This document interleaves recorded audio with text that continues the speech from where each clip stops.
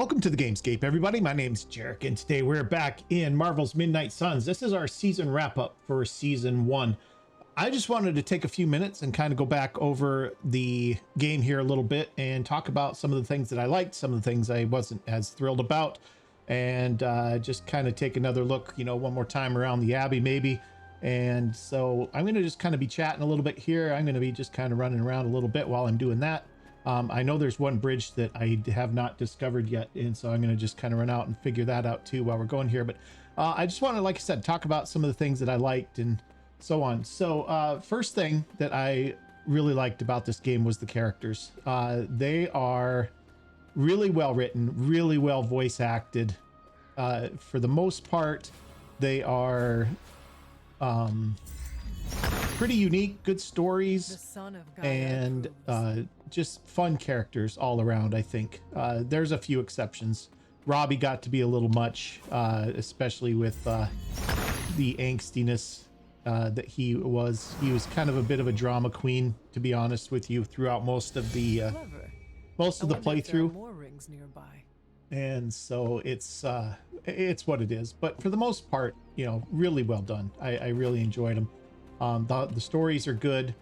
Like I said, the voice acting is really good. And so, yeah, it's really, really fun characters, I thought, and unique. Each one of them was just different than all the others too, right? So that was good. Story itself, really good too.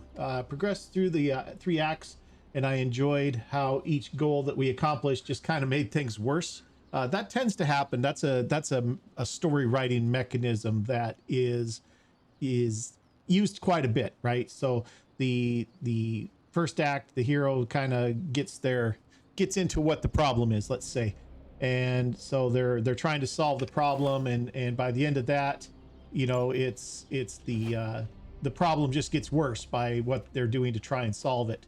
And so the second act comes along, and so they, you know, trying to fix the problem of the first, you know, that they created in the first, and then that just leads to another problem. And then finally it gets wrapped up at the end. So that's, I don't mind that as a storytelling mechanism. I think it's good, and I think that it was pretty well done in this one too.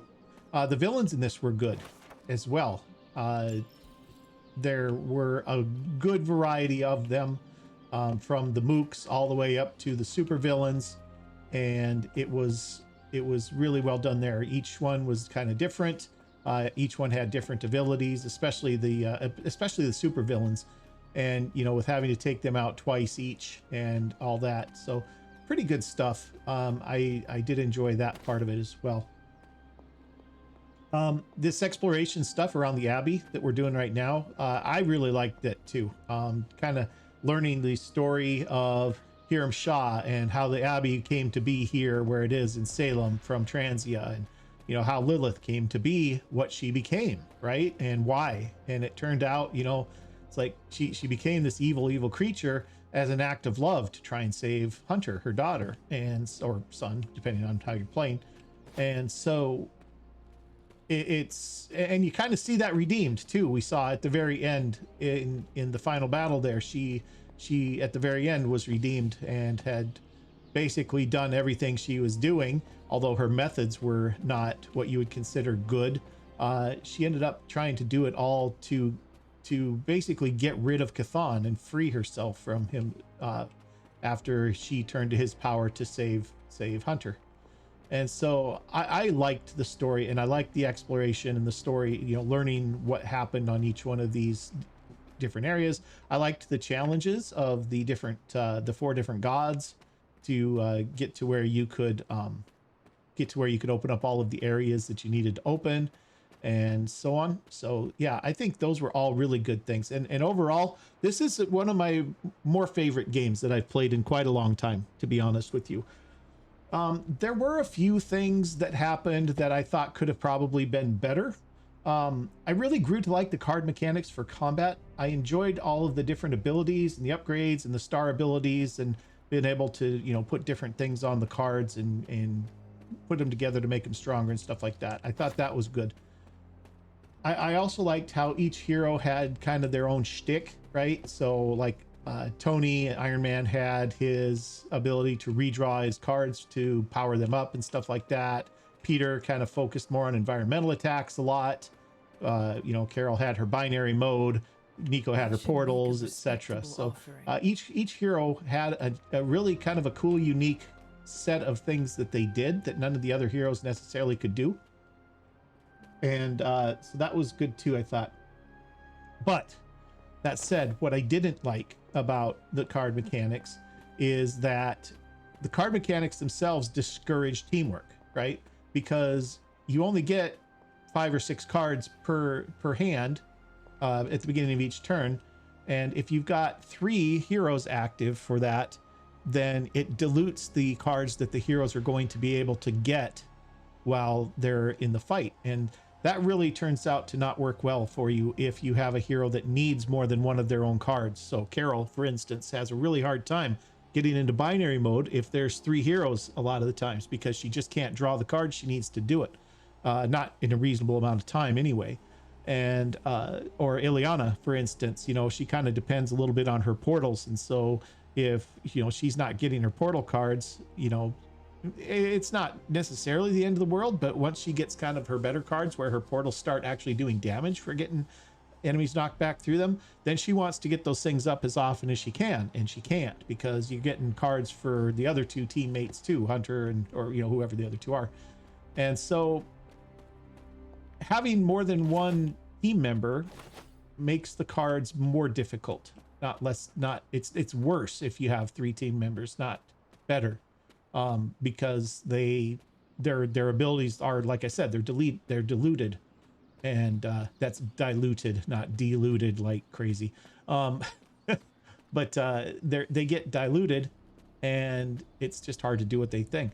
I really noticed this with Carol in one of our early fights with Carol, where she, Hunter and whoever else was out with us ended up getting knocked out, and so I figured out right then, it's like, wow, she is really strong when she's only drawing her own cards, and she gets into binary mode and she stays in binary mode really easily, even though she's taking hits. And it's like, that was when it really struck me that that is where a hero really shines, is when they're by themselves. Unfortunately, by themselves, they have no backup. So if they get knocked out, then that's the end of the mission, right? And so there's just nothing else that can be done about that. And so it's a balancing act, right? And I did find that 2 heroes in a mission was pretty good most of the time. Getting the first hero knocked out after I figured that out wasn't ever too big of a deal for me.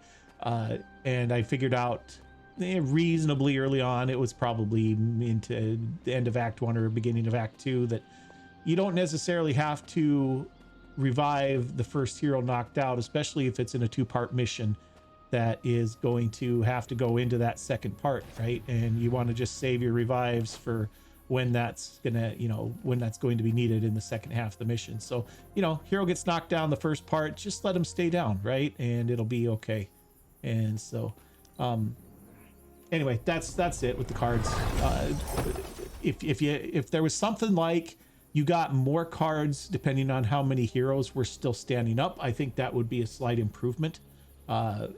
But the way it is now, you just get the same number of cards, and it just tends to be that most of these heroes get much stronger when they're only drawing their own cards and not having to mix and match with the other team members. So I thought that was one of the things that struck me, like I said, when Carol was just standing by herself, and then how powerful she became right then. So that could have been better, maybe. Maybe it could have been adjusted a little bit. Like I said, maybe just something to where you just draw a number of cards based on how many heroes are still up. Something like that. I don't know. It's not a perfect answer there either, but just kind of, I haven't put a ton of thought into it, but just something along those lines might have made that a little bit better. The other thing that I figured out about this game that really kind of annoyed me, and it's nothing bad necessarily, but it's something that's more useless than bad, and that is the leveling system in this game. The reason why I say that is because when you're starting out at first level, everybody's first level, the enemies that are around you are either one-hit mooks, which they stay one-hit mooks all the way throughout the game. So it's that way from the beginning all the way to the end. Or they're elites, and they are, you know, takes 3-4 hits, whatever, to take them down. As you level up, your attack goes up and your hit points go up, and that's fine, except that at the beginning of every combat, the opposition levels up to match what your level of your 3 heroes that you're bringing in is. And so you're still stuck even towards the end with, you have your one-hit mooks, which you've had from the beginning, and that's fine. And you got the elites, which still at the end take 3, 4, 5, 6 hits, however many they take. And it's that way all the way through the game, no matter what level you are. And so the only point I can see in leveling is for that one little tiny temporary bit of attack and hit point boost that you get when you level up during the mission, right? For the rest of the mission, you've got just that little tiny boost that is slightly more than what you had going in.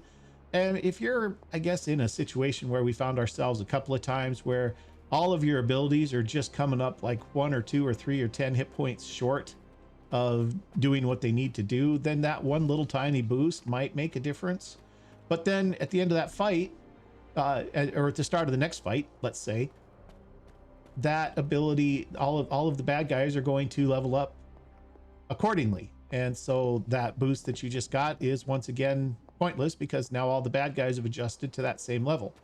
And on top of that, even the heroes in your team that you're not taking out on missions, if you're not taking certain people out, like we didn't take Robbie out very much, for instance, they're leveling up right along with you too. They're lagging behind 3 or 4 levels probably, but aside from that, you know, they're right there with you, so they're getting stronger too. And so really there's not any point to the leveling, I don't think.